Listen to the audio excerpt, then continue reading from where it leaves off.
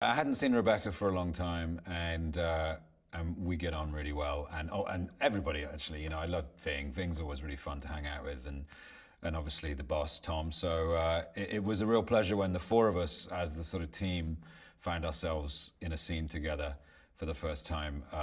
It's very much like well, it is a reunion. So and it doesn't seem that long since we were shooting Rogue Nation. So there was an odd kind of deja vu going on.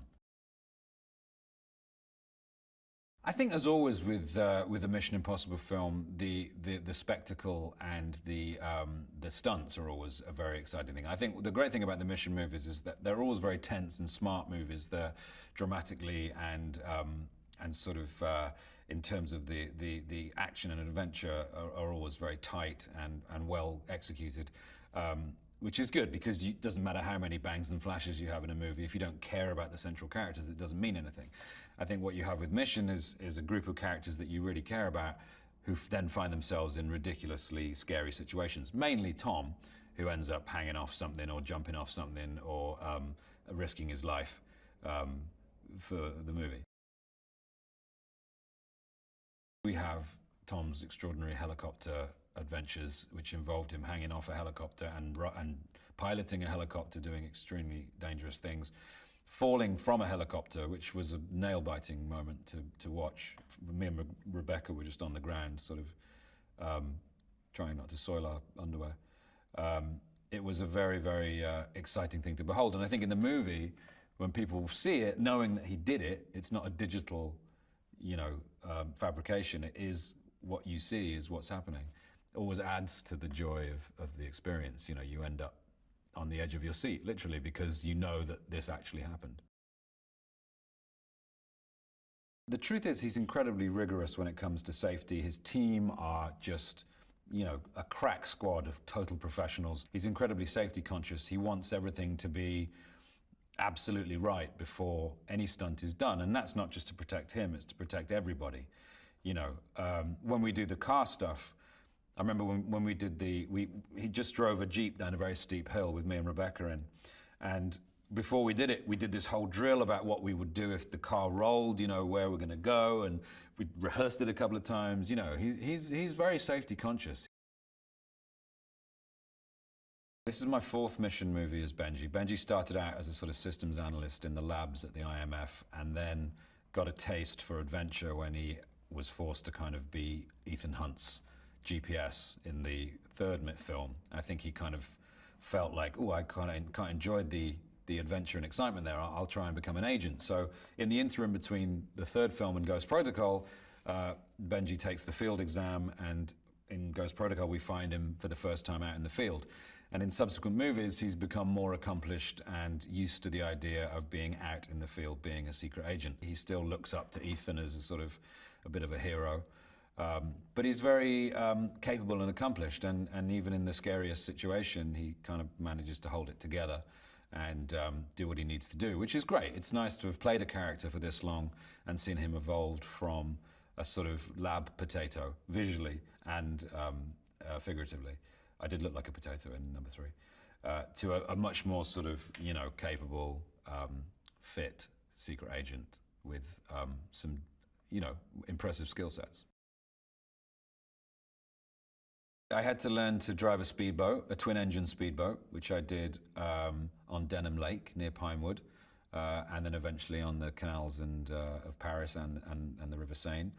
And that involved just, going down and burning around the lake for a while and learning how to sort of feather the engines, and it's fun, a lot of fun, but kind of hairy if you don't do it properly. I also had to learn to use a rebreather and go underwater in a dry suit, which was, I'd done scuba diving once before, but a rebreather is a completely different setup. It goes on your front, and it's a closed circuit of air rather than tanks, which are compressed.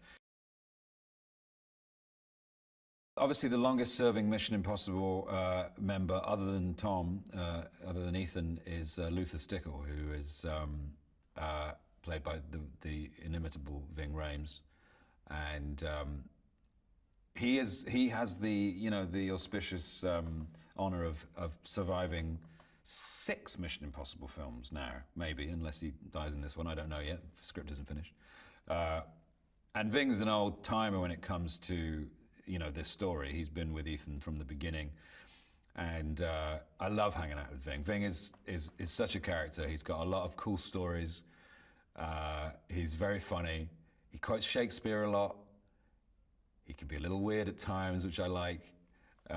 So that's always really good. So when I know Ving's going to be in, it's always fun because we spend a lot of time together and we have a lot of fun. Rebecca Ferguson, obviously, who's returning, who is a brilliant actress and plays a great character. I like the fact that Ilsa is a match for Ethan, and both physically and mentally. And she isn't just there to be rescued; she's there to kind of contribute and is a force to be reckoned with. And I think that's it's important. That women aren't underestimated, as they all have been historically forever, and it's great to see strong female characters emerging across the movie landscape. It's way overdue.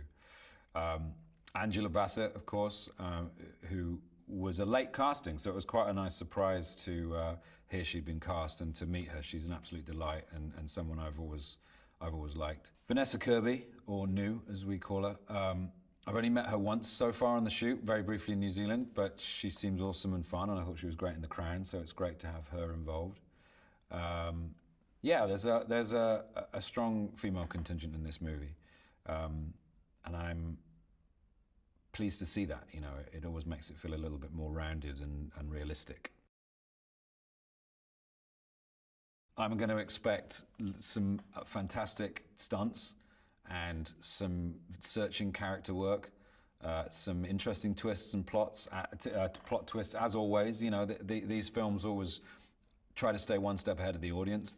They're always full of intrigue and betrayal and double crosses. And I think with a Mission Impossible film, what you would expect, what you would want, is a kind of smart, taut story laced with fantastic action sequences, as well as some really light-hearted fun. These films never take themselves entirely seriously. There's always a degree of levity, which I think really helps, because you can't be that tense for 2 hours without having an aneurysm, so it's good to just relax and laugh. I think that's where, a lot of the time, that's where Benji comes in, because he's very much a sort of the normal person in the group. He's the audience member who's along for the ride. I saw a couple of things, which Tom going over the handlebars, which was insane. Tom doing like a kind of a handbrake turn down some stairs, which was ridiculous. He's a very, very good driver, Tom. I remember asking Wade Eastwood, our stunt coordinator on the last film, who was going to do the driving in Morocco, and we did that car chase, and Wade said, "Oh, Tom's the best driver I have," which is good, because it means that he can do everything. And I think just the access we got to Paris, the streets we were hammering around, the stuff we got to do, it's going to look amazing because we did it, and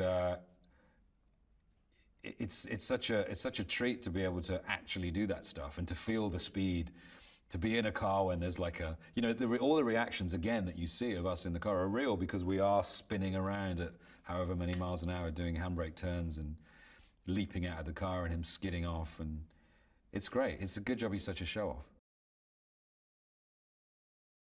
I think McHugh has a great classical sensibility when it comes to movie making. Like he is a real film fan. He has a vast knowledge of cinema. He loves the process of filmmaking. Again, we're shooting on film, which is really nice. I think he has an understanding of Mission Impossible sort of classical roots, as a kind of spy thriller. And it needs to have a certain sense of kind of, it needs a sort of classical edge to it to make it a Mission Impossible film. It's a coming together of sort of classic cinema and a more sort of fast-paced modern cinema.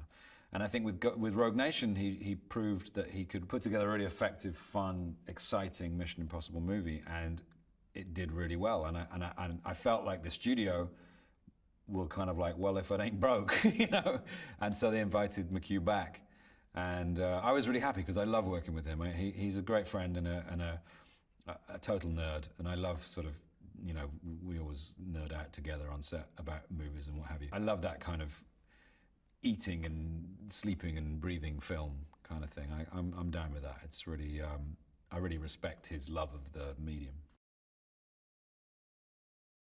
I think Tom and McHugh are a great team in terms of how they understand each other. McHugh works really well with Tom. Tom is a force of nature. You know, he's kind of an incredible sort of whirlwind of enthusiasm and ideas. McHugh is able to kind of not only understand Tom, but also steer him and, you know, add to what he brings to the table, interpret what he brings to the table, make it his own, and then, you know, come to a compromise which they're both like, great, okay, let's do it.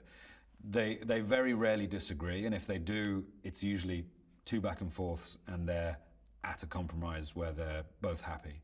Or Tom will be certain of something, and McHugh will go, you know what, that's a great idea, but what about this? And Tom will go, oh no, you're right, you know, or vice versa. And that's really productive in terms of a creative relationship. There's no butting heads really with Tom and McHugh. They understand each other, they get each other. Tom trusts McHugh implicitly. You want them to go through a range of emotions. You know, you want them to be entertained, of course, sort of thrilled and immersed in it all. We're all in a lot of serious danger again, seemingly even more than the last time. You know, as Mission Impossible films have proven in the past, no one is expendable. And so you never know if everyone's going to make it. Even Tom, you know, even Ethan. And I just hope people are gripped and thrilled and just leave the cinema feeling exhausted but good. These films always are physically challenging, and I just hope that I can keep getting better built. I think in terms physically, I've got younger on screen as these films have progressed, because the training is always so rigorous, and whenever I do a Mission Impossible film, I always try and get in absolute peak physical condition. I'm getting better and better at that. So, and Tom and Ving now call me Six Pack Pegg. So I just want to hold on to that nickname for as long as I can.